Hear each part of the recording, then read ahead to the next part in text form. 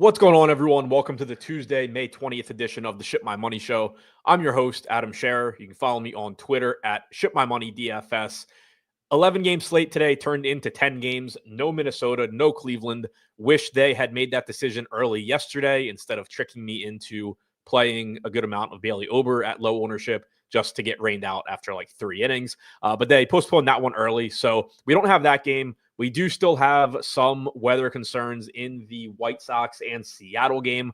Hopefully it looks like a late start there, but then they play. That is a spot to keep an eye on, though. Other than that, the main slate should be pretty safe from a weather standpoint since we already lost that Minnesota and Cleveland game. So going to go through game by game as always, breaking down each game, talking about ownership, projections, all of that stuff, using the Run the Sims projections on the screen. If you are looking to use these projections, I recommend it. I'm really happy with them so far.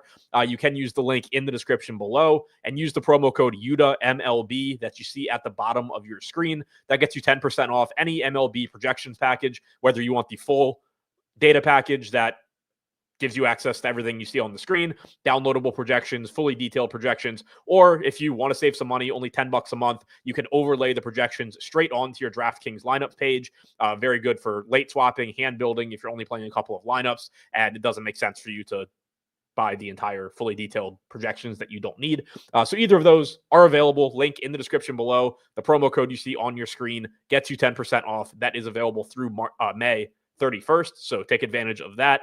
We're going to go through game by game, and again, I will talk about my player exposures as things stand right now. That's not the most important thing here. They almost always change between now and lock as more lineups come out, ownership changes. Maybe I make adjustments to something that I noticed during the show, whatever it may be. So that's more of just an extra talking point. Maybe sometimes I notice some things that are interesting, other times I don't. Usually it's me noticing I made a mistake somewhere, but I'll mention those, but more importantly, just talking about what looks good, what maybe doesn't. Need to just update a couple of things on my screen and I'll be good to go. Didn't write an article today, didn't have time because of the end game show this morning, so didn't have the right screens up in front of me. If you did miss that and you are an Endgame subscriber, we did our monthly roundtable this morning. Brick 75, Utical, Nerdy Tenor, myself, and Davis Maddock when he wasn't losing power. That is available. The beginning of that is available on this YouTube channel. The subscriber only portion is available on the Endgame Syndicate website. If you are a subscriber and want to see that, I recommend watching that as well. So getting into this one, starting with the Houston Astros taking on the Tampa Bay Rays in Tampa Bay. Again, a good park for hitting here. Reminder that they are not playing in Tropicana Field, so this is quite different from last season when you talk about being in Tampa Bay. Jorge said the stream's lagging. Yeah, I mean, if that's an issue for other people, let me know. There's also absolutely nothing that either I can do about it or, more correctly, I know how to do about it. But if you guys are having an issue, let me know, just because then I know, I guess. Starting with the pitchers here in Tampa, Zach Little going for the Rays, Brandon Walter going for Houston. No real interest in Brandon Walter here. He's not getting any ownership. He's 6,800. I have like 1% right now. I am getting to some Zach Little, though. I don't love it, but this Astros lineup really isn't that good. It's not a great strikeout matchup, but against right-handed pitching so far this season, they rank 14th in strikeout percentage on their active roster. They have a 103 WRC plus, which ranks 20th. It's just not the scary version of the Astros that you've seen in the past. Obviously, they lost Kyle Tucker. Yordan Alvarez is injured. Jose Altuve is playing like a 5'5" old person. It's just really not that scary of a lineup. Christian Walker has a lot of power. He hasn't even been that good so far this year. There's no Yainer Diaz in this lineup. We have seen Caratini do some damage lately, but he's not actually a great hitter or anything like that. You have Jake Myers, who's usually batting like 8th, moved up to the 6th spot. So it's just really not the Astros lineup in general is not great. And then this lineup today is a watered down version of the Astros lineup also. In addition to that, there is, outside of Caratini, like no left-handed power in this lineup. That's not a big deal here because Zach Little gives up power to both sides of the plate. He gives up power to lefties. He gives up power to righties. He hasn't been very good this year. He really isn't great going back to last year either. 198 expected ISO to righties, 191 to lefties. So the fact that the Astros don't have really anything in the way of left-handed power doesn't matter as much here as it would in, some other matchups. For example, if you had like JT Ginn, who pitched for the A's last night, whenever he faces the Astros, he'll be somebody that I'm really interested in because they don't have any lefties that can do damage against him. But here it's kind of, you're going to Little because he's cheap at 7,200. He's getting 5% ownership. I have 11%. So he's not a great play. He's not a great strikeout pitcher or anything like that. Going back to the start of last season, 19.8% strikeout percentage. Really, I think just getting to him some because he's cheap. He is relatively low owned. And again, the Astros aren't great, but this is a good park for home runs. They do have a relatively high implied run total here. So it's not with a ton of confidence, but I don't mind getting him at 5%. Ownership at that price tag. And again, he hasn't been good this season either. His stuff plus grade is down from 89.4 last year, which is already bad, to 84.4, which is horrendous. It's actually the lowest of any pitcher on this slate that has thrown at least 10 innings as a starter so far this season. Pitching plus is down from 100.1 last year to 92.2. Strikeout percentage is down from 21.5% to 14.8%. So he's gone from not very good to even worse. Again, there's no real reason that I would want to get to him other than just ownership, price tag, and the Astros aren't great. But if you're playing one lineup or three lineups or something like that, I think he's somebody you can pretty much ignore. From an offensive standpoint, you do have a relatively high total in this game. Right now, it is sitting at 9. So relatively high here, right around a 4.5 total for both teams. I am getting to some Houston against Zach Little. That's not surprising at all, given those power numbers I mentioned, and given the fact that this is a park that is going to be more home run friendly than Tropicana Field was. So I am getting to some of these Houston bats, even though they're not very good. They are inexpensive. You've seen the slow start for Christian Walker.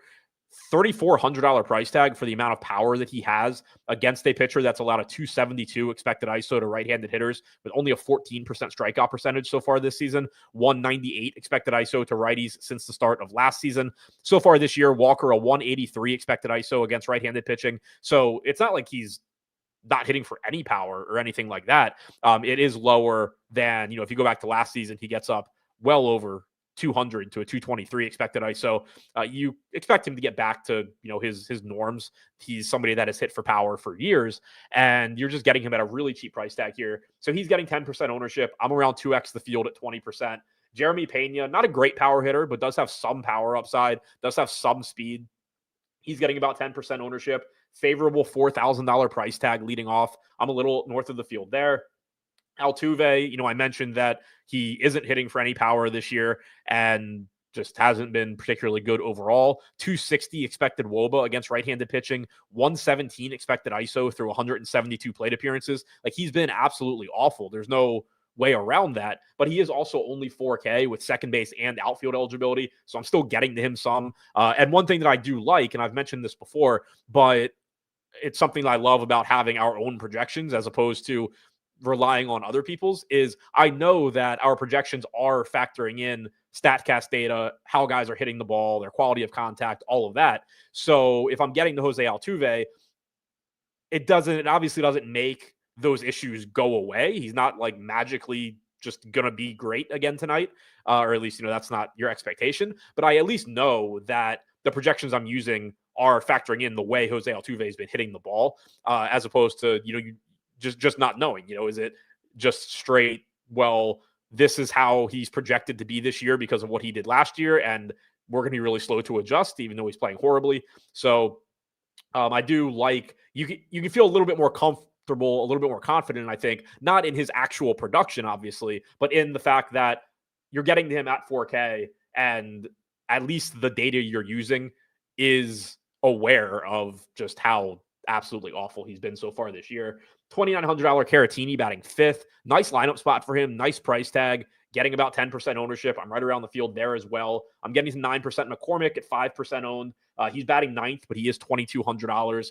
Isaac Paredes getting 11% ownership. I have 8%, batting 2nd at $3,700. And then I'm getting small amounts of DeZenzo, Myers, and Smith. Christian Walker, easily my favorite play from Houston, followed by Pena. then I think that, any of Altuve, Caratini, Paredes, from McCormick, I guess, from a value standpoint, look fine. But I do like the power spot for Christian Walker in particular. He is the best power bat in this lineup going up against Little. On the Tampa Bay side, and actually I should have pulled up home run projections here. Yeah, we have the highest home run projection from this game on Christian Walker. I agree with that. I think that looks really good. So again, I like that price tag. Getting over to the Tampa Bay side, a bunch of ownership coming in here as well, going up against Brandon Walter. Pulling up his Fangraphs page now so I can take a look at that. But Tampa Bay projects well. They're getting a lot of ownership. 28-year-old left-handed pitcher. He made 9 appearances as a reliever for Boston in 2023. That is the extent of his major league experience. 23 innings pitched. He does not project to be horrible, but he doesn't project to be good either. And you also have to keep in mind, like if you're looking at Fangraphs, if you're looking at the steamer projections or bat projections or zips or whatever you want to look at of the publicly available models on Fangraphs, Walter projects for like right around a 4 FIP and a strikeout percentage of like 19 to 22%, depending on what you're looking at. Let's call it like 20, 21%. He's only projected to start 2 games. So those are numbers where he's a reliever. Pitchers in general are not as effective as starters compared to relievers. So you would expect that to go down as well. So again, not getting to much of him or any of him. I think I had like 1%. But the Tampa bats here do look pretty good. Yandy Diaz getting 20% ownership at 3,800. The price tag just isn't right for him, especially in matchups where he has the platoon advantage. He has an expected ISO north of 200 against left-handed pitching since the start of last year. He is in a park that's conducive to hitting home runs. He has MPE. So he just looks really good. Like the ownership is the only issue that you would really have here. But Diaz looks very good. Jose Caballero, 22% owned. Shortstop outfield eligible at 3,400. I'm getting 21% of him. I do have some pinch hit concerns there, just given that he is, right-handed and getting the platoon advantage here. But one thing that I do like is that Jonathan Aranda is in the lineup for Tampa. That doesn't directly impact Caballero. Josh Lowe is also in the lineup. So there's no Chandler Simpson, but Josh Lowe is in, Jonathan Aranda is in, Brandon Lau is out, but that should have a bigger impact on Curtis Mead, who is getting the start at second base. So there is a pretty good chance that once Houston gets into the bullpen, one of Caballero or Christopher Morel gets pinch hit for amongst those outfielders. There's a decent chance of that by Chandler Simpson, but at least he's the only one that is likely to become only outfielder that is likely to be coming off the bench to pinch hit. Whereas yesterday you didn't have Simpson in the lineup. You didn't have Josh Lowe in the lineup. I didn't actually go back and look to see if he ended up getting pinch hit for. I know that Danny Jansen did, but having Josh Lowe start this game is a slight benefit for Jose Caballero, just because it's one less left-handed pinch hitter off the bench.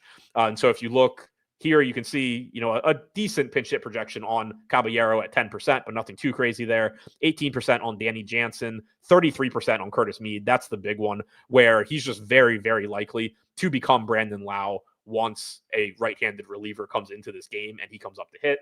Danny Jansen's getting 16% ownership, only 2,400. So again, you do have some pinch hit risk. We saw it last game and I think like the 7th or 8th inning in his final at bat, but he's only 2,400. He does have power from the right side, especially in the context of a catcher. Like, no, he's not a great power hitter as far as like all power hitters in baseball. But for a catcher, he has plenty of power upside, especially at 2,400, batting 6th. So I get, getting to him, I'm getting to about 19%. The field's at 16%. 204 expected ISO, only 51 plate appearances against lefties so far this season. Going back to last season, only a 124 expected ISO against lefties, but in general can do some damage as a catcher. Christopher Morel's getting 12% ownership. I'm right around that. Curtis Mead's getting 11% at 2K flat. I have 14% right now, which does surprise me given our pinch hit projection on him. As you can see, we have his very high pinch hit risk factored in to our projection, but that 2K price tag just still looks good. And I think what probably is happening is that because I'm getting to Diaz and Caballero and Jansen and Morel, and Caminero and Walls, basically everybody on Tampa Bay. The correlation component is probably just pulling up Curtis Mead. So that is something that I would probably want to pay attention to when I'm building lineups if I am playing a lot of lineups, or I guess even more importantly, if I'm playing like 3. I probably wouldn't want Curtis Mead if I'm playing like 1 lineup or 3 lineups or anything like that. I think you can do better. And I would probably want to pay attention if I'm playing a lot of lineups and make sure that you're not getting to too much of him, because you just, not that there is no upside, like it's not a guarantee he gets pinch hit for, but there can, I think, be a tendency, like especially using somebody else's, if you're using somebody else's sim product, for example. I don't know how they're handling, for example, I use Saber Sim. I think it's a great product. But I have no idea how they are actually handling his pinch hit risk, for example, and if they're handling it the same way we're projecting it. So we can project him to be pinch hit for 40% of the time, but then in the sims I'm running, if he's only being pinch hit for 15% of the time, it's still going to give you an incorrect distribution. So I don't do a lot to manually change things that I'm getting to. But somebody like Curtis Mead is somebody that, again, not that I think he's a bad player or anything. Like he certainly serves a purpose. He's 2K flat. He fits in this stacks pretty nicely. But he is somebody where I just want to keep an eye and make sure that I'm not doing anything too crazy, like just jamming him in aggressively, because the top end of his distribution isn't really favorable. Getting to some Christopher Morel, getting to some Taylor Walls. Caminero looks fine at 4,200. The only guy I'm not really getting to is Jonathan Aranda in the lefty-lefty matchup. I really don't think he's a bad player or anything either. Like, he's been a very, very good hitter overall this year. They're starting him against the lefty, so he doesn't really have pinch hit risk. But also he is first base only, and obviously there's just going to be a million good first base plays on a 10-game slate. Texas taking on the Yankees in New York. For the Rangers, it is Patrick Corbin. For the Yankees, it is Will Warren. Much better matchup, of course, for Warren than for Corbin. Don't know why Adrian Hauser is showing up. I thought he was signing with the White Sox. Yeah, he signed with the White Sox. I don't know why he's showing up. That can be ignored. He's not pitching today, as far as I know. Patrick Corbin versus Will Warren. So Warren does look very interesting here. He's getting a ton of ownership, 34% projected ownership. He's in 47% of my lineups right now. He projects well. You can see we have like a 15.7 fantasy point projection on him, and it's a solid matchup here against Texas. You have Corey Seager on the injured list, which weakens this lineup. Jock Peterson has, been a shell of himself so far this year. Jake Berger is getting the start in the righty-righty matchup. He is batting 7th, so Warren's not going to face him that many times, but you're talking about a pitcher in Warren that has struck out 30.2% of the right-handed hitters that he has faced so far this year, 32.5% going back to last year. Getting to face Jake Berger from the right side probably twice is a pretty advantageous spot to be in. You have Sam Haggerty in this lineup, which is not the scariest hitter either. So it's a little bit of a watered-down Texas lineup. And again, Corey Seager being out is a big part of that. We haven't seen Will Warren work super deep into games all that consistently so far this year, but at 7,500, that's not a huge concern. He did go 7 1/3 2 starts ago against the A's.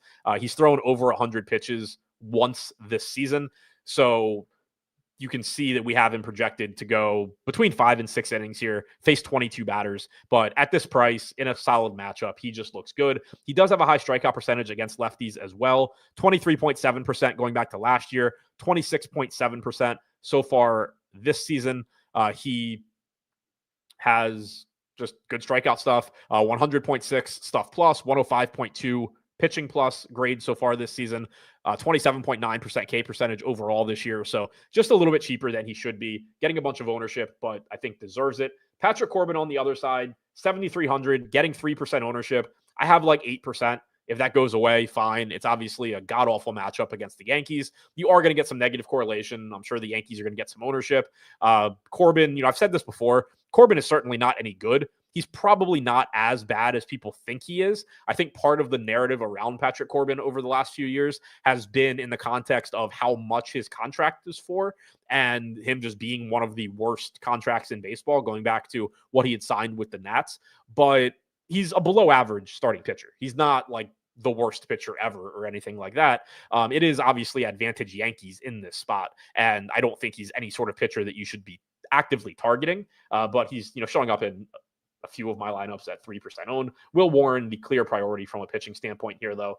Offensively, starting on the Texas side, no ownership coming into the Rangers, which is interesting. Like, this is still an offense that does have some quality bats, even though they've been bad so far this season. There's plenty of name value in this lineup, guys that you expect to, by the end of the year, have pretty good numbers. Josh Smith leading off is fine. Wyatt Langford has stolen base and power upside. Josh Young has power. Garcia has power. Semien supposedly has power. Jack Peterson, I mean, I don't know what his deal is. He has been completely incapable of hitting this year, but historically a good hitter. So there is at least, historical talent in this lineup. Maybe it just all evaporated at the same time that the Orioles talent evaporated. But I do think that at no ownership, they're interesting, especially because not only are they getting no ownership in Yankee Stadium, they're also facing a pitcher in 30 to 35% of the field's lineups. And while Will Warren is solid, it's not like the guy is invincible or anything like that.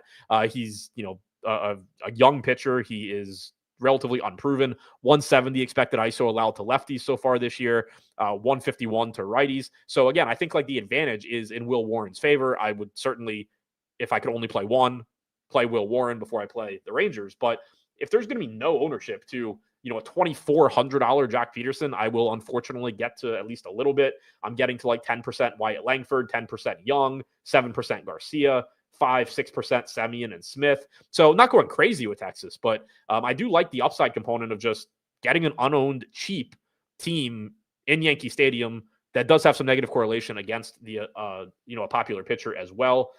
On the other side for the Yankees, I am not getting too much of them right now, and I would certainly like that to change because this is very obviously a good spot going up against Corbin in Yankee Stadium. Aaron Judge getting 12% ownership. I have about 6% right now. He's 6,400. Goes without saying, if you can get to Aaron Judge, great. You do have Shohei Ohtani on the slate, who projects similarly, or in our projections, we have Ohtani higher. I've seen other sources that have them similar. You do, of course, get more stolen base upside with Ohtani. You do get the best start basically ever for Aaron Judge. You get the platoon advantage for Judge against the left-handed Corbin as well. So far this season, 181 expected ISO with a 17% K percentage against right-handed hitters for Patrick Corbin. Clearly, Aaron Judge is really good. Goldschmidt's getting 8% ownership, 5% coming into Volpe, LeMahieu, Bellinger, 4% to Grisham and Peraza. So the Yankees are good. I'm not getting to them much, but just one of those where, there's 20 offenses to choose from on this slate. I can't play all of them. If I were to get to more of the Yankees, great. I'm certainly not going to suggest anyone is making any sort of mistake by playing the Yankees today. Just not happens to not be a team that I have a ton of right now, but it is obviously a good spot against Patrick Corbin. Implied run total north of 5 for the Yankees as well. Padres are taking on the Blue Jays in Toronto. Dylan Cease, $8,800 price tag. Chris Bassett, $9K price tag. About 17% projected ownership coming in to Cease. About 7-8% coming in to Chris Bassett. And I think this is going to be the first time in a while that I am not over the field on Dylan Cease. Our projections have been really favorable lately when he's been at this cheap price tag. I had him in like 35% of my lineups or something, very uncomfortable in that start that he dominated the Yankees a couple times ago. But you do have a very difficult strikeout matchup here against Toronto. It's not a terrible matchup as far as production goes. The Blue Jays obviously do have, some talented hitters in their lineup, but at the same time, their active roster against right-handed pitching so far this year only ranks 17th in WRC+. The problem is that they have about a 19.2% strikeout percentage. They rank 26th in strikeout percentage. So you do have legitimate strikeout upside for Dylan Cease. He is still reasonably priced at $8,800 as a result of just not having a very good start to the season in terms of preventing runs, elevated ERA, but still has a 108 stuff plus grade, 28.5% strikeout percentage, 109.9 pitching plus. So all of those numbers are down from last year, but they're all still well above average. Like, he is undoubtedly more talented than an $8,800 price tag. The matchup is tough, though, and he is getting some ownership here. So I'm getting around half the field right now, getting to about 9%. Again, like, Cease is good. If I get more of him, fine. I think the price tag is still favorable, but I never really a really big fan of targeting pitchers against the Blue Jays if I don't have to, just because their strikeout percentage is so low. Taking a quick look at their actual lineup. Bichette, Guerrero are in there. Kirk's in there. Varsho's been hitting really well. Springer's off to a good start this year. Santander has been god-awful, but he is down to batting sixth. Bottom of the order isn't the best. Clement and Lucas in particular at the bottom. But the top of that order is just difficult to strike out. They're quality hitters overall. So nothing wrong with Cease, but just not a spot that I'm getting quite as much as the field. And then I'm not getting the Bassett here either. Basically just rinse and repeat all the same stuff, except for, as far as the matchup goes, except Bassett's not an elite strikeout pitcher either. He isn't as good a strikeout pitcher as Dylan Cease. So far this season, Bassett striking out 24.9% of hitters. That's up almost 3 points from last year's 22%. His stuff plus grade is about the same. His pitching plus grade is better, which suggests that his command has been good, most likely.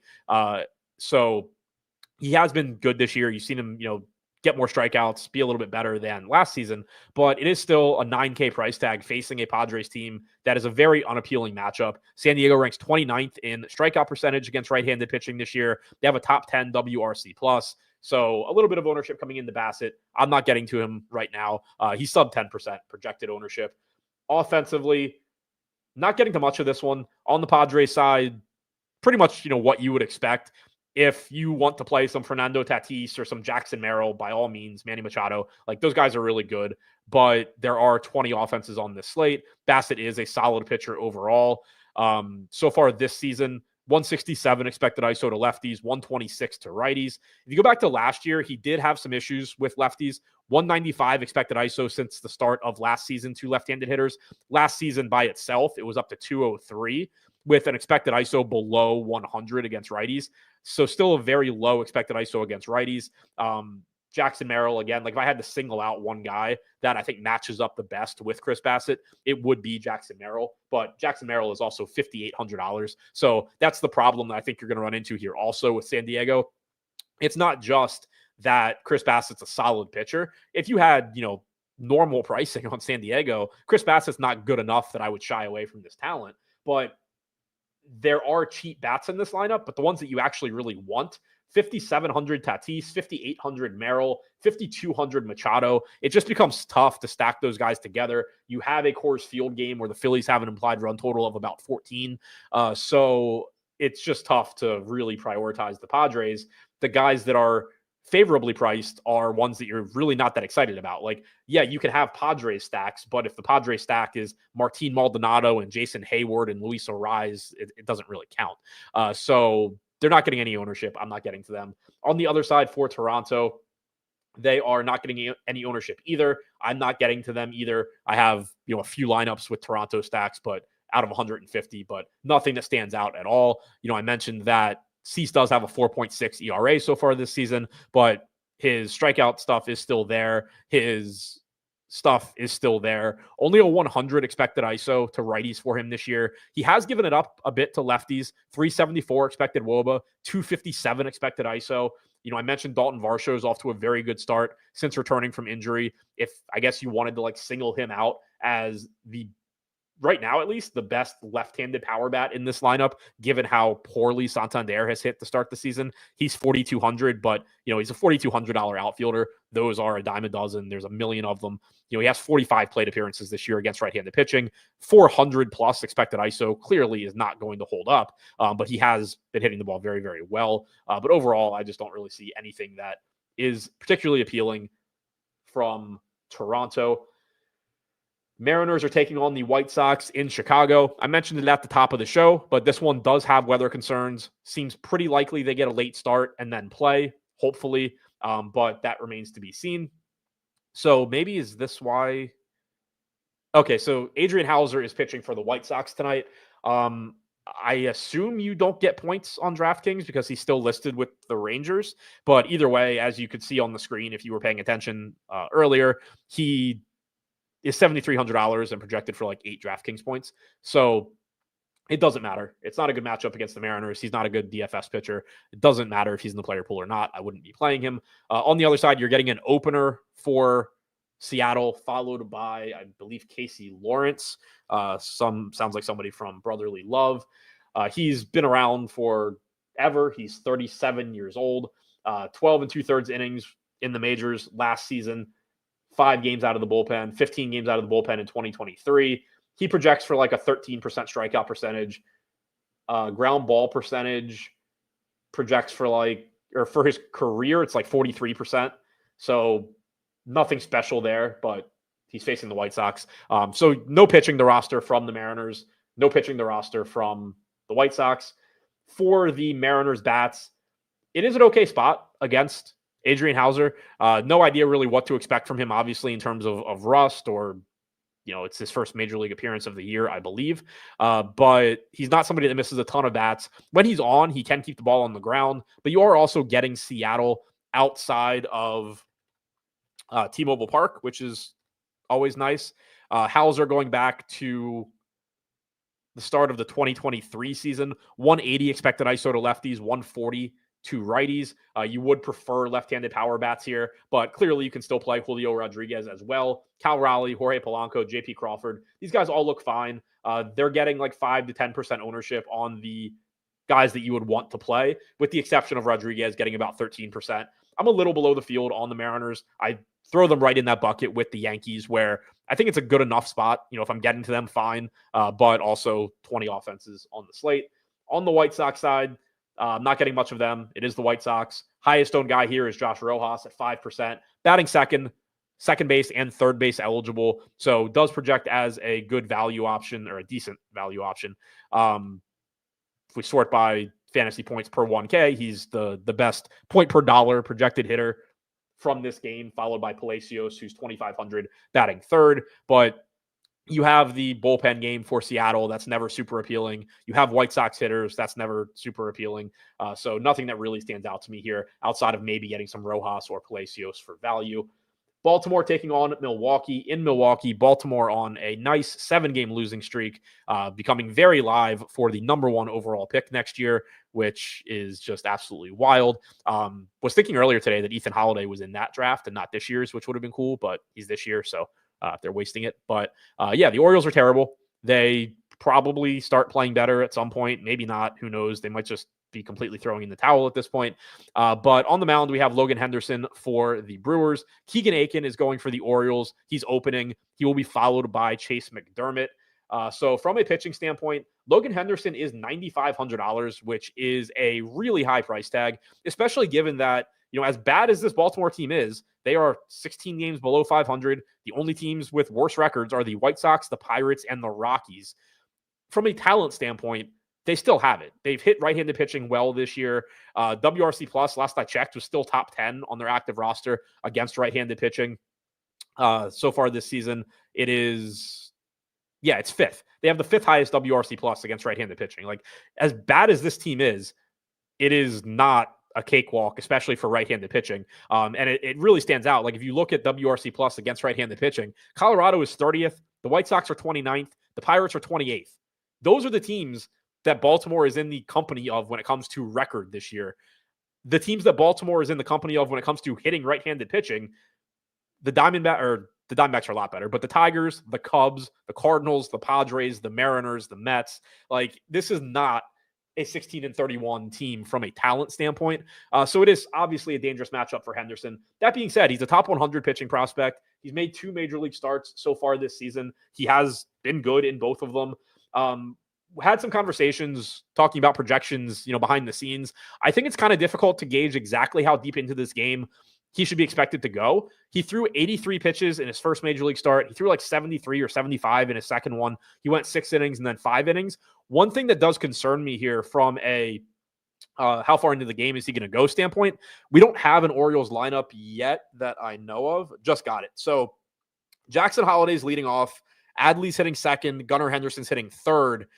I think there's a legitimate chance that, or risk, a very good chance that unless he's pitching really, really well, or the Brewers are already up like 8-0, which is entirely possible, that third time through the order, the third time the Baltimore lineup rolls over and you have to face Jackson Holliday, Adley Rutschman, Gunnar, all from the left side, I would not be surprised at all if that's just when he's done and Milwaukee goes to one of their 2 available lefties in the bullpen. Again, that depends on exactly how well he's pitching. It depends on the score. They're probably not going to bother if it's 8-0 and he's pitching well. But if you're talking about a relatively competitive game and it's like he's through 5 innings or something, and Jackson Holliday is going to lead off, then I think there's a very good chance he's done. So I do have some concerns there that I think are relevant when you're talking about a $9,500 price tag, in addition to the fact that I also have concerns that he has to face this lineup. But that being said, he's getting 11% ownership. I have about 9%. So I'm pretty close to the field there. At AAA this year, he made 5 starts, 30 innings pitched, 6 total appearances, 34.8% K percentage. He projects for like a 25 or 26% K percentage in the major leagues going forward. He projects, like right around a 4 FIP, give or take. He projects as a good pitcher. Like, he's talented. But this is a dangerous matchup. And again, I do have some concerns in a competitive game, exactly how long his leash is. Do they let him face the top of this Baltimore lineup a third time if this is like, a 3-2 game or something like that? So at 9,500, I think he's okay, but certainly not going on my way to get a lot of him.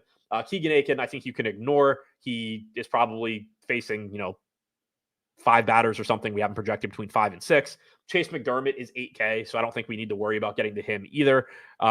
Just not a spot that we need to worry about pitching. Offensively here, not getting too much Baltimore. I was kind of hoping that I would, just because, you are getting an unproven pitcher against this lineup that is talented, and they are affordable. Like, Jackson Holliday is leading off at 3,600. Laureano is batting cleanup at 3K flat. Adley, 4,100, has been one of the more unlucky hitters in baseball this year. He's hitting the ball in terms of quality of contact as well as he basically ever has, and the results are just not there. It's going to turn around for him. So at 4,100, I think you're getting a quality value on Rutschman. I think he's underpriced. Mullins, 4,500, actually the second most expensive guy on the team behind Gunnar at 4,700, which is a cheap price tag for him. So this is a talented team that is discounted because of their performance so far this season. The negative is what I mentioned. Not only is Henderson, a solid arm, but you do have 2 left-handed relievers available for Milwaukee. They have a third also, who I assume is not going to pitch today because he's pitched the last 2. But if it's going to be, if Holiday and Gunnar are going to face a lefty in their third and possibly fourth at bat, and then get the back end of the bullpen in their fourth or fifth at bat, then it's not a super appealing matchup. So that would be the negative for the O's. I do think from if you kind of zoom out, take a macro view and say, I want as much home run power, stolen base upside, tournament winning upside, however you want to think about it, per dollar. The Orioles at these prices are just kind of always going to be one of those teams, but I'm not getting much of them. 4% Jackson Holliday is the high mark for me right now. 4% Laureano, 3% Rutschman and Mullins. That's pretty much in line with the field. So it's not like I really disagree with the field or anything like that. But I do like the upside per dollar if you can find ways to get to them. On the Milwaukee side, not getting much there either. 7%. William Contreras is the high mark for the field. Around 5% to Chourio, Turang, Yelich, Hoskins. Not a super appealing spot for them either, just because you are going to get Aiken opening this game, probably going an inning or 2. Checking to see if we got a Milwaukee lineup while I was talking. Yep, so Turang's leading off, so his first at-bat's going to be lefty-lefty. Chourio and Contreras have the platoon advantage against Aiken. Yelich faces the lefty, assuming he's still in. And then Hoskins gets the platoon advantage. But then after them, you get McDermott coming in, who McDermott is a really big wild card. Like, he is talented. He has arm talent. He does not know where the ball is going. He will put guys on base via walk. Obviously, he can miss in the zone as well. But it's not like he's in terms of Orioles pitching right now, starting pitching right now, he's one of the more talented guys as far as just having stuff. What if he has any idea where that stuff is going? No idea. Probably won't. But when you've been running out Kyle Gibson and this year's version, at least up until recently, of Charlie Morton, and this year's version of Dean Kramer, McDermott is not a total gas can, at least as far as his stuff. So I think both of these teams are very similar in that I have concerns about the way the bullpens are going to match up for Baltimore, just with the opener. And then for Milwaukee, how aggressive are they going to be in bringing lefties in to face the top of the Baltimore order and getting disadvantageous matchups for Holiday and Gunnar, probably in their third at bat. So I have those concerns, but from the macro standpoint of this game is in Milwaukee, which is a top 10 home run park, there's no proven starting pitcher going in this game. There's two offenses that have a bunch of power. Like from that standpoint, cool at low ownership, but I'm still not getting to it.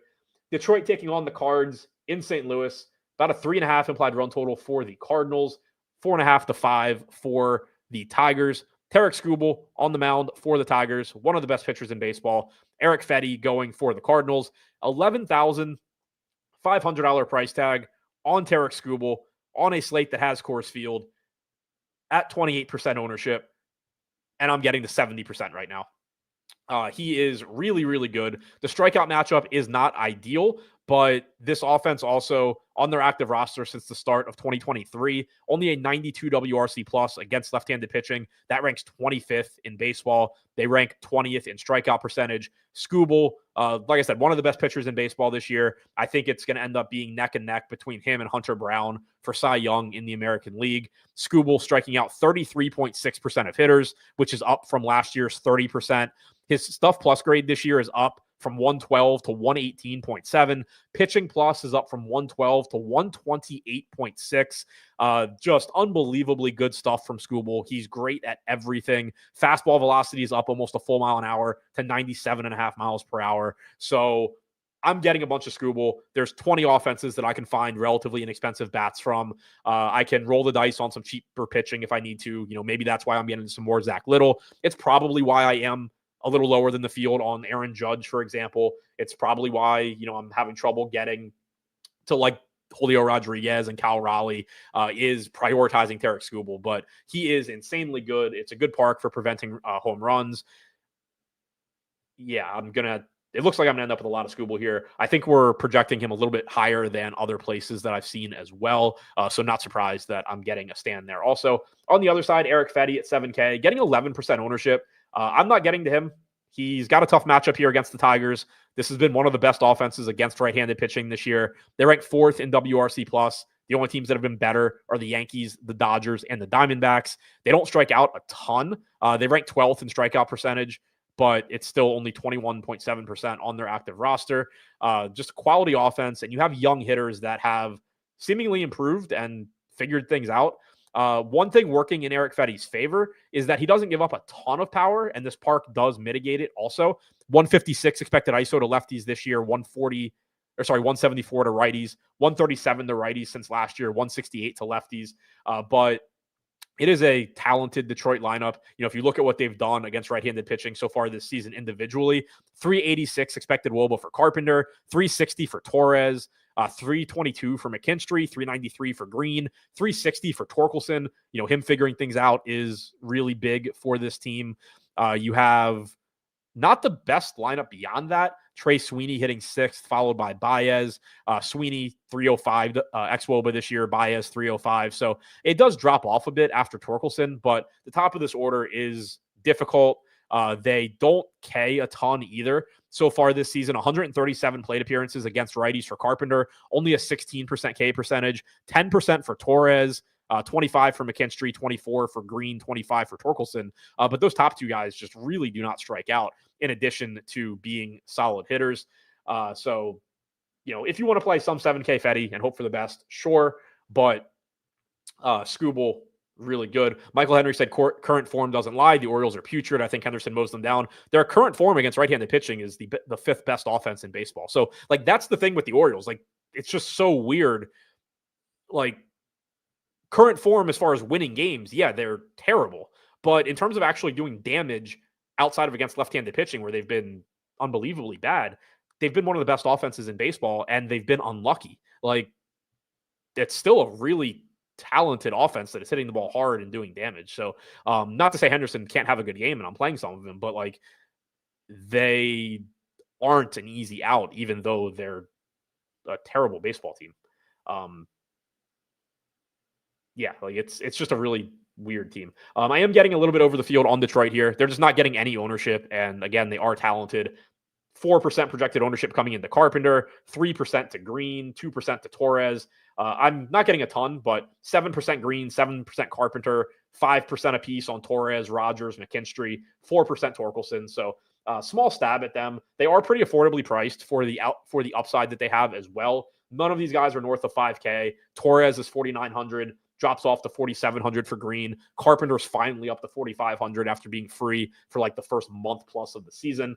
McKinstry has multi-position eligibility. Torkelson's 4,800. So they're not cheap, but they're not super expensive either. I don't love the park though. And again, Fetty doesn't give up a ton of power. On the Cardinals side, I'm good. Don't think we need to go there against Skubal. 19 other offenses that are not facing Tarik Skubal. Moving on to Colorado, where the Phillies are likely to win this game 100-2, facing Antonio Senzatella. This game has, I thought, an 11-run total. Where'd it go? Yeah, this game has an 11-run total, and the Phillies are minus 262 favorites. That's somewhere around a 7 implied run total, give or take. I think on Pinnacle, last I looked, the line for the over-under, the team total for the Phillies was like 6.5, and the over was minus 124. Yeah, it's minus 125, over 6.5 now for the Phillies. Just absurdly good spot. And it's a great matchup against Senzatella. And then it's a bad bullpen behind them too. Like you saw it yesterday. Freeland actually had a good start. And it seemed like the Phillies actually weren't going to get there. And then they put up 9 runs because they just go nuts against the bullpen. So very, very obviously a good spot for the Phillies. Starting with the pitching here, though, clearly not going to have any interest in Senzatella. But you do have Jesus Luzardo going for the Phillies. He's getting 18% ownership at 9,300. I'm getting to about 11% right now. I actually thought I might have a little bit more because I think that our projection on Luzardo is a little bit higher than I've seen other places. But he's fine. You didn't get a Coors Field salary discount, though. Like, you got that $8K price tag on Sanchez yesterday. If you had something like that on Luzardo, he'd be one of the better pitching plays on the slate. But you are paying full price for Luzardo. You're paying for Luzardo to face the Rockies in like a neutral park as opposed to in Coors Field. So Luzardo is fine. I don't have any issues with him. Getting like 11% of him. If I were playing less Skubal, I would almost definitely be playing more Luzardo. So I think he's fine. He's facing the Rockies. You know, anybody's fine pretty much facing the Rockies. Offensively, so far this season, Senzatella has been really bad at pretty much everything from an outcome standpoint. 192 expected ISO to lefties, only a 119 actual ISO. So he's been extremely lucky in terms of limiting left-handed power so far. 313 expected ISO to right-handed hitters with a 290 actual. Even if you go back to last season, which isn't much of an addition to the sample size because he barely pitched, but a 136 actual ISO to lefties compared to a 210 expected ISO, 401 expected WOBA. I mentioned it the other day. I came up with, just threw together a metric to try and grade pitchers at their ability to get the most favorable outcomes from at-bats. So just trying to see how good they are at getting either strikeouts, infield pop-ups, or ground outs with a heavier weight on strikeouts. Senzatella so far this season has been more than one standard deviation worse than average at just controlling outcomes and getting quality outcomes from his at-bats. So anything you look at for Senzatella is terrible. He pitches to contact in a park where you cannot do that. You're facing a Phillies lineup that is really, really good. All of that said, again, DraftKings did a pretty good job on the pricing here. Like, the bottom of the order is relatively inexpensive. Alec Boehm's only 4,100, so he's getting 10% ownership. Kepler, 4,600. Marsh, 3,500. But the guys that like you really want from a Phillies stack, Bryson Stott, 5,400. But then 6,100 for Turner, 63 for Harper, 66 for Schwarber. On a slate that also has Tarik Skubal and other good pitchers, it does become tough to make the primary Philly stack that you would want work. So ownership on this team is right around 10%, pretty much across the board. Bryson Stott, the highest owned guy at 15%. For me, JT Realmuto getting 10% or in 10% of my lineups. So is Schwarber, Boehm, Stott, Marsh, Kepler, Castellanos, all in like 6 or 7%, around 5% Turner and Harper. So I'm getting to the Phillies, but I'm not jamming them in. And I kind of knew that would be the case when I saw how much Tarik Skubal I had. That is a trade-off I think you can very easily justify. Like, you can say, look, I'm just going to play a bunch of different versions of the Phillies. They are clearly the most likely team individually to succeed here. The ownership isn't crazy because it's a 10-game slate and they're priced correctly. They're really good, obviously. You don't need me to tell you that. If you want to take some more chances at pitching, give up some Tarek Skubal, fine. But that, at least right now, isn't the route that I appear to be going, as I am getting to Skubal and then spreading out my offenses to some cheaper stacks. But still getting to the Phillies where I can, looking to see if I'm using them more as 5-mans or smaller stacks. Using the Phillies a lot as secondary stacks. So 9% of my lineups have a 2-man Philly stack. Another 5% have a 3-man. Whereas only 1% of my lineups have a 4-man, only 3% have a 5-man. So I am using them a lot. And that does make sense because, one, you talk about the pricing. It's tough to stack all of them. But then also, when you stack all of them together, it's kind of forcing you into specific roster constructions, especially if you're going to the more expensive guys. Whereas I can get a team that is low owned and cheap and then just grab like 2 Phillies, throw in whatever Phillies fit, and still have exposure to the Phillies without having to get all 5 of them. So I do think they make sense. Obviously, like, they're fine as a full stack, but I'm not surprised to see that I'm getting them primarily as mini stacks here. On the Rockies side, I am getting a lot of them, which is never fun, but at least for the most part, I'm getting to the ones that I would want. Jesus Luzardo is solid, but this is a tough park to pitch in going into Colorado. So far this year, righties do only have a 131 expected ISO against him, but he has only struck them out 18.5% of the time, only a 19% strikeout percentage against righties since last year. And this is a difficult park for getting strikeouts as well. Ezequiel Tovar getting 7% ownership at only $3,100. He's in 28% of my lineups right now. I don't know if that's my highest owned shortstop, but I'm going to go ahead and guess that it is. Jordan Beck is in 15% of my lineups at like 4% ownership. Hunter Goodman, $4,400 catcher, batting third, I'm 2x the field there. I'm getting to 12%. I'm getting to Tyler Freeman, who's 3,200, second base outfield eligible. I don't like him, but he's cheap. He fits in the stacks. Brenton Doyle, 4% ownership. I'm at 8%. So I'm basically like 2x the field on Doyle, Goodman. I'm a little more than that on Tovar and Beck.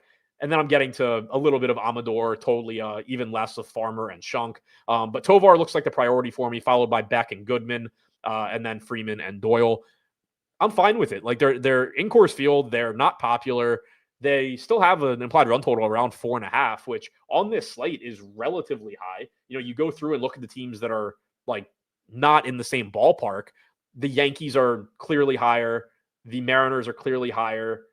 The Phillies are obviously higher. The A's are around 5.5. The Dodgers are around 5.5. But like, those teams also don't have a $3,100 shortstop batting second or a $4,400 catcher batting cleanup. So in Coors Field. So I'm fine with it. At least I'm getting to the guys that are actually solid on Colorado. It's clearly not super likely to work, but you are getting some negative correlation against Luzardo, and you do have a very high ceiling if you're, say, stacking the Rockies in Coors Field and then playing Tarek Skubal and then probably getting pretty good one-offs with them as well. So they are right now my highest owned 5-man stack. 9% of my lineups right now are 5-man Rocky stacks. Taking a quick look at the type of upside that I'm getting. So this is not going to help my point, but the first lineup has Corbin and Henderson, which is not where I thought this was going to go. But it also has Shohei Ohtani, Josh Young, and Andy Pajes. Tarek Skubal, Gunnar Hoglund with a 2-man Detroit stack. Tarek Skubal, a lot of Tarek Skubal. That's more in line with what I was expecting. Getting some high upside one-offs as well. Tyler Soderstrom, Willie Adames, Yandy Diaz, Jackson Merrill in a lineup with Skubal. So like, that's what it's giving you is, it's letting you get the Skubal. It's letting you get high upside one-offs. And then you're just hoping that the Rockies miraculously do something. Kansas City taking on the Giants in San Francisco. And nope, it didn't. I thought it froze. Taking on the Giants in San Francisco. I need to fix what I just broke. There we go. Michael Lorenzen going for KC. Hayden Birdsong going for the Giants. Not getting to Birdsong here. He's only 6,300, so I do actually want to just quickly double check our projection. This is, I believe, his first start of the season. He is not a bad pitcher. He did make starts last year. So we have him projected right now for, it looked like 18 batters faced. He most recently pitched on the 14th. He threw 65 pitches. He faced 16 batters. Yeah, I mean, I think 18 batters is probably 18 and a half batters is probably reasonable. Projected to go like 4 innings and change. The most he's pitched so far this year is 3 innings. Yeah, I don't really have an issue with that projection. Like, I wouldn't be comfortable saying that I think he goes 85 pitches or something, or, that he's guaranteed to go 5 innings. I think, if you're projecting around 4, he has you're saying he has a chance to go 5. So it's not a great strikeout matchup. I do like the price on the park. 6,300 for Birdsong is a good price. The park is great for pitching, but it's not a good strikeout matchup against Kansas City. And again, there is definitely some limitation on Birdsong here, whether that's 4 innings, 5 innings. I don't think there's any real way to know, but hasn't gone more than 3 innings in an appearance yet this year. Did throw 65 pitches last time out. That was the most pitches he's thrown this season. Second highest was 50. I would think that you probably can get like 75 pitches here, which, like, the goal for pitchers usually is around 15 pitches per inning.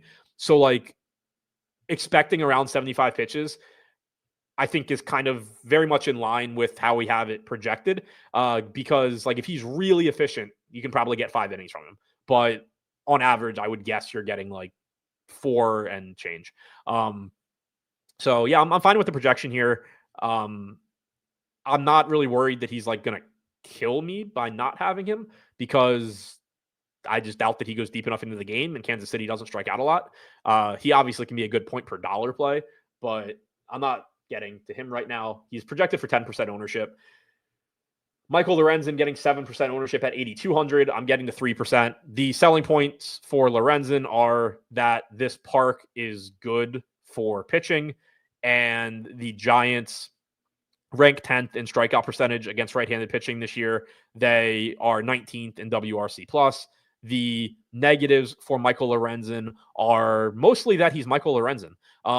He has looked better this year, which in terms of Michael Lorenzen is not saying a ton, but he's gone from an 18% strikeout percentage to 20.5%. Stuff plus is up 3 points. Pitching plus is up 9 points. He's actually almost average in that metric now.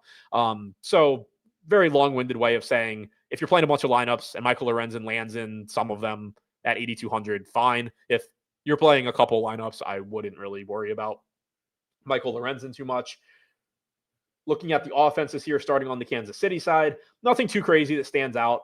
Jonathan India getting the most ownership, 6% projected ownership at 3K, second base, third base eligible. One thing I will mention for India is that he had been banged up, and they have been pinch running for him. I know they pinch ran for him yesterday. So that is something that, it's a knee. He was banged up with a knee injury. They pinch ran for him yesterday. He is somebody that typically, you wouldn't want him getting like pinch hit for, pinch run for. In the past, he would steal some bases. He hasn't stolen a base yet this season. So that is part of the reason that you do see the low projection, or the low salary on him rather. But he is still cheap, probably leading off, second base, third base eligible. Bobby Witt's getting 3% ownership. I'm 2x the field there at like 6 or 7%. It's Bobby Witt. I'm fine with playing him anytime that he is playing, like whether he's low owned or not, really. If we look at stolen base projections for the slate, he is tied for the lead with Caballero. I will say that is a relatively low stolen base projection. Normal on a lot of sites, you'll just see a higher number than that. And the reason that it is so low, and the reason that Kansas City, in addition to the park, isn't going to look very good here, is I'm assuming Patrick Bailey is back in the lineup. I tried to take advantage of him not starting yesterday. Sam Huff got the start. I bet over on stolen bases for Witt, India, and Garcia, but Witt like immediately doubles instead of singles, and then later I think Garcia got on first, and the next guy like immediately grounded out. But the drop off from Patrick Bailey to Sam Huff is massive in terms of ability to throw out runners. Patrick Bailey this year, I think, has thrown out like 10 of 25 attempted base stealers or something. That's not to say that Witt won't try and run, but it's a really bad running matchup when Patrick Bailey is catching. I assume he's back in the lineup. So you still have a high stolen base projection on Witt, but on the scale of Bobby Witt Jr. stolen base projections, 0.25 is actually pretty low. And it looks like it's just not a great slate for stolen bases in general. Moving over to the San Francisco side, going up against Lorenzen. Still not a great pitcher, but also still a shitty park to hit in. 3% ownership or less coming into all of the Giants. If you want to get to them a little bit, fine. Like, they're pretty cheap for their talent level, but part of the reason they're cheap is the park and the fact that it's just, very difficult to hit home runs in this park. So, if you look at home run projections in this game, 0.17 for Bobby Witt Jr. and Willy Adames is the highest in the game. For context on the slate, you have numbers like this. Shohei Ohtani just breaking things, Aaron Judge a little behind him, and then, a bunch of guys like in this range, whereas 0.17 is the highest home run projection in the Giants game. So that kind of speaks to the relative lack of upside just when you're playing in a park like this. Even if, the Giants do score 5, 6, 7 runs, the likelihood, like, obviously they're not super likely to score 8 runs, but then also if they do score 8 runs, it's even less likely that they actually do it via a bunch of home runs versus just like singles and doubles and stuff that doesn't actually get you a lot of DFS points. So that's the issue with the Giants. Lorenzen himself is not particularly good. Like I said, he's been better across the board this season. He has still allowed a 213 expected ISO to righties, only 140 to lefties, 206 to righties. So again, Willy Adames, Matt Chapman, I think would be where you look first if you're going to the Giants, but they don't look like priorities for me or for the field. Angels are taking on the A's in Sacramento. Gunnar Hoglund on the mound for the A's. Kyle Hendricks for the Angels. I'm not getting to Kyle Hendricks. Field's not getting to Kyle Hendricks. He's 6K. I can't really make any sort of case for Kyle Hendricks. I cannot believe this guy still pitches in the major leagues. I guess more impressively, like, I would have assumed he was on the Orioles by now. But just not good. 14.5% K percentage this year. Stuff plus is down to 80. Now, in his defense, he is somebody that throws a changeup a lot, and that is a pitch that grades out unfavorably in stuff plus. His pitching plus metric is bad instead of laughably bad at 93.5. But the dude sucks, so that's enough on him. Gunnar Hoglund, though, I am getting to. He's 8,500, so he's not super cheap, but this is a good strikeout matchup against the Angels. Hoglund, limited sample this year, has only struck out 16.7% of right-handed hitters, but he's only thrown 113 pitches. He's not getting much ownership, though. He's only getting 7% ownership. I'm getting to about 22% right now. He is a top 100 pitching prospect. He pitched 29 and 2/3 innings at AAA this year, struck out 26% of hitters, only projects for like an 18 or so percent strikeout percentage in the majors. Doesn't project to be very good, but the Angels active roster does also have the highest strikeout percentage against right-handed pitching. This is a spot where I wouldn't mind just having either side of it. I just like the lack of ownership coming into Hoglund. We haven't had pitching on this slate really outside of Skubal that I'm super excited about. Like, there's not been any pitching where even Skubal has a tough strikeout matchup, and very expensive salary. But like Luzardo, great, but in Coors Field. Cease, good price tag, but facing the Blue Jays. Bassett facing the Padres. Will Warren, I think, is one that just kind of checks all the boxes, but even he's pitching in Yankee Stadium. So we haven't really had pitching that I love. The Brewers pitcher, tough matchup at 9,500. So I don't mind taking some shots here at Hoglund and just hoping you get those Angel strikeouts. Yesterday you saw JT Ginn get 7 strikeouts in 4 innings against this team. Gave up a couple home runs, but probably does have better strikeout stuff than Hoglund as well. But I don't mind taking some shots on him here.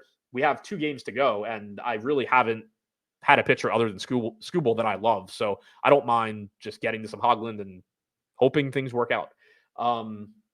For the Angels, I am getting to them some as well, pretty much in line with the field. Highest owned guy on the Angels, 10% Taylor Ward, still only $3,500. Zach Neto, 10% at $4,800. I'm getting to about 10% Ward, only about 3 or 4%, 10% Neto, 3 or 4% Ward. I think for Ward, it's just that he's an outfielder and there's always good outfield plays, but I don't have any issue with him. Like, he is a much better hitter than a $3,500 price tag. He has legitimate power upside. Hoglund, like I said, hasn't proven anything at the major league level. 238 expected ISO in his first couple of starts against righties. So even though I'm getting to him, it's not like any sort of endorsement on his ability to get guys out. It's just kind of lack of ownership and a good strikeout matchup. Taylor Ward, 237 expected ISO against right-handed pitching this year. That's just not a $3,500 player. So I'm lower than the field on him, but certainly somebody that I think from just a, getting away from the lineups I have built right now, clearly a good value play. If we look at home run projections in this game, we have Soderstrom 1, Neto 2, Ward comes in at 5. So, tied with Langoliers for 4. Good park for power too. So I understand why those guys are getting it. Rengifo, I'm getting 8%. Fields at 9%. He's 2,600, second base, third base. And we've kind of just seen this on this slate because you have a very expensive Skubal. You have expensive Mariners. You have Aaron Judge. You have Shohei Ohtani. You have the expensive Phillies. You're just getting these cheap, like, second base, third base guys filtered into lineups, whether that's Curtis Mead, whether it's Rengifo, whether it is, I was getting to like some Chas McCormick earlier at 2,200 in the outfield. So you are just seeing a little bit more importance placed on these really cheap sub 3K hitters, even though most of them aren't very good, than you have for a lot of this season. And the reason is just because DraftKings sharpened up pricing in the last couple of days. And for most of this season, you've been able to play Skubal plus the Phillies plus good one-offs, whereas now you have to kind of choose Skubal or the Phillies. And then you also kind of have to still find cheap bats somewhere. So that's why you're seeing some ownership come into Rengifo. 3K, Nolan Schanuel getting 8%. 3,400 Jorge Soler getting 8%, $3,800 O'Hoppe getting 7%. I'm pretty much right around the field on all of those guys. Moncada, 4,300 getting 6%. I'm close to that. $2,700 Lugo getting 5%. I actually have 10, but the Angels are a solid value stack. They have upside here. Good park for power. Not a bad matchup against Gunnar Hoglund. On the A's side against Hendricks, I would hope that I'm getting to this team, and I am. It's Kyle Hendricks. Like, just give me bats against Kyle Hendricks as often as I can get them. So far this season, only a 142 expected ISO to lefties. He does have his changeup. He's throwing 36% of the time. 245 expected ISO to righties. Not surprising given that he doesn't really have any good pitches, and the only one that is remotely passable is much better against opposite-handed hitters. But lefties have still only struck out 10% of the time against him. Like, I will take my chances on a $4,300 Tyler Soderstrom. You got a price discount there. Lawrence Butler's down to 4,200. I think, Steven said he's leading off. So you got a lineup bump for Lawrence Butler as well. Nick Kurtz is 2,500 if you want a value bat that's not getting ownership. But then you get these right-handed bats that have power too. Shea Langoliers, $3,900 catcher against Kyle Hendricks, who's just giving it up to right-handed hitters. Brent Rooker is 4,900 in that matchup. Jacob Wilson doesn't have a ton of power, but he's only 4,100. I like the A's here. They are getting some ownership, but predominantly it's coming into Langoliers, Soderstrom, Rooker, Butler, Wilson. Then there's a little bit of a drop-off to everybody else. So I think you can mix in. There's a million different ways you can stack this A's team. Again, if you just look at home run projections, you have Soderstrom, Rooker, Langoliers as the top guys, followed by Butler and Blade. From a stolen base standpoint, Lawrence Butler, that probably comes up a little bit now that we got the lineup. Guys are just going to have a lower stolen base projection. We had him projected 5th. They're going to have a little bit lower stolen base projection typically if they're in the middle of the order compared to at the top, because now you're getting at least one at bat, where if Lawrence Butler gets on base, there's nobody ahead of him. So that projection probably comes up a little bit on him, in addition to just getting the additional, half of a plate appearance or whatever. I like the A's here. Field likes them too, but I think they look good against Hendricks. Also, not a good Angels bullpen either behind him. So keep that in mind. The Angels do have 2 lefties in their bullpen that they can use to match up with like Butler and Soderstrom, but not a good bullpen overall. I do like the way they set their lineup up too. You have Butler, Wilson, Soderstrom, so there is that right-handed batter between Butler and Soderstrom at least. If they wanted to bring in a lefty, the lefty does have to deal with Jacob Wilson.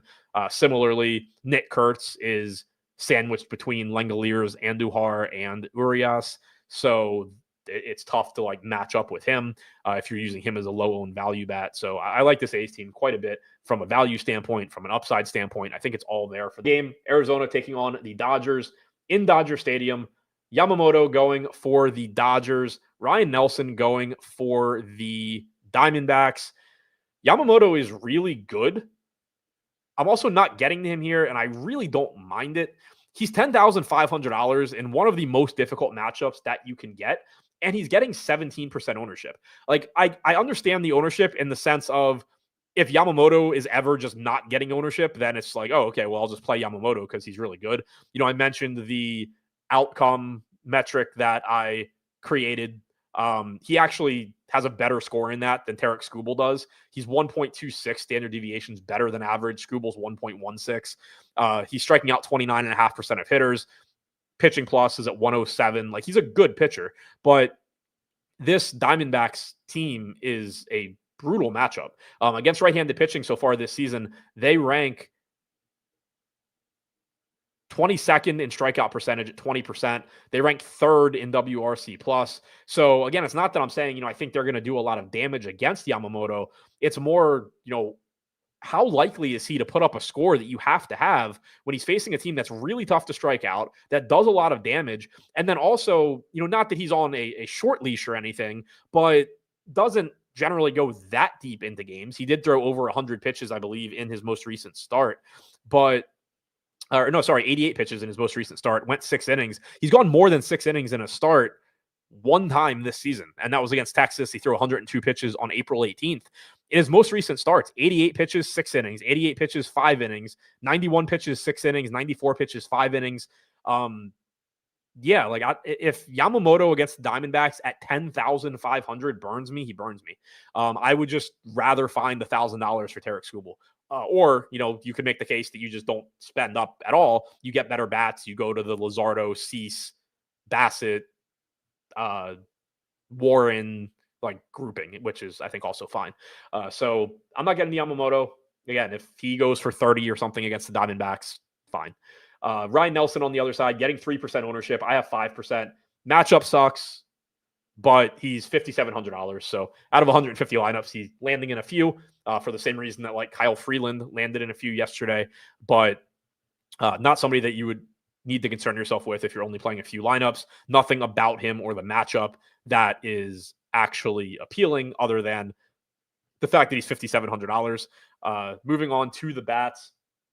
On the Arizona side, not surprisingly, I'm not getting much of them. I am a little bit over the field, but that's only because the field is getting 2% ownership across the board. So I have 9% Suarez, 7% Carroll, 5% Marte, stuff like that, where from a talent standpoint, I'm never going to be mad about having any of those guys when they're unowned. But Yamamoto this season, sub 100 expected ISO to lefties, only 155 to righties. You go back to last year, 148 to righties, sub 100 to lefties. Has that splitter that he throws 32% of the time to left-handed hitters, 21% swinging strike percentage since last season, 25% so far this year. Really good pitcher. I don't need to take a lot of hitters against him. I'm just hoping he doesn't go out there and score 30 fantasy points when I don't have him. On the other side for the Dodgers, they have one of the highest implied run totals on the slate. But again, they're an expensive offense, especially the guys that you would want to get to the most.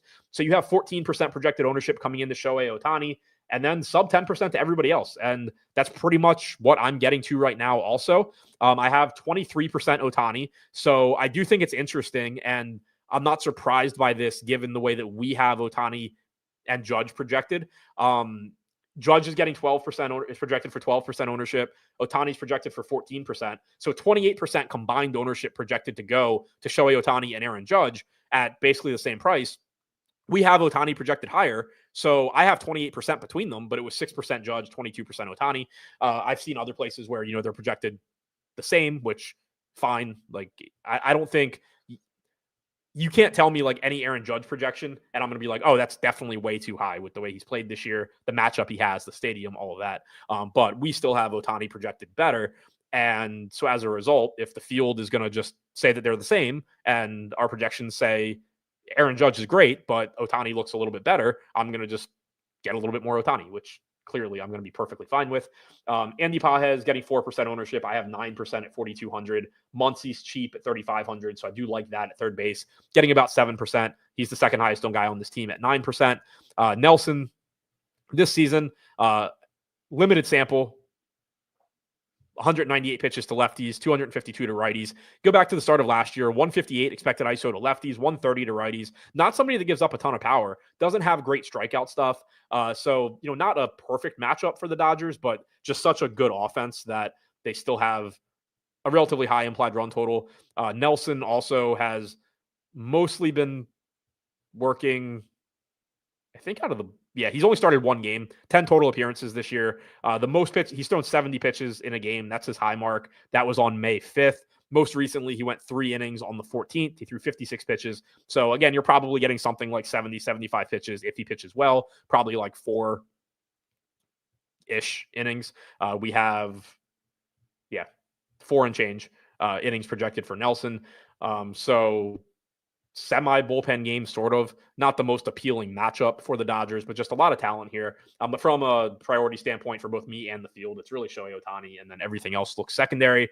So to recap, going by position, the exposures that I would have right now, Tarek Skubal and Will Warren, my very, very clear priorities at pitcher. Then there's a drop off to Gunnar Hoglund, and then there's a drop off to basically everybody else, me just playing, 5 to 10% of most other pitchers. At catcher, Danny Jansen, Shea Langoliers, Hunter Goodman, my highest 3. Caratini, Real Muto, and Ohapi not far behind. At first base, Christian Walker, Jock Peterson, Nick Kurtz, Yandy Diaz. Second base, Luis Urias, Curtis Mead, which again, I do want to be careful with. I mentioned that when I talked about Tampa Bay. Jose Altuve, even though he sucks, and Bryson Stott. Third base, Yandy Diaz, Josh Young, Junior Caminero. Shortstop, Ezekiel Tovar, Jeremy Pena, getting to some Taylor Walls and Zach Neto. And then in the outfield, Shohei Ohtani, Tyler Soderstrom, Jose Caballero, Jordan Beck, Lawrence Butler, Christopher Morel. Looks like a pretty fun slate. I think a lot of spots that are good but not great. And then the Phillies. So good luck on all of your lineups. Thank you for checking out the show. And I will see you back here later.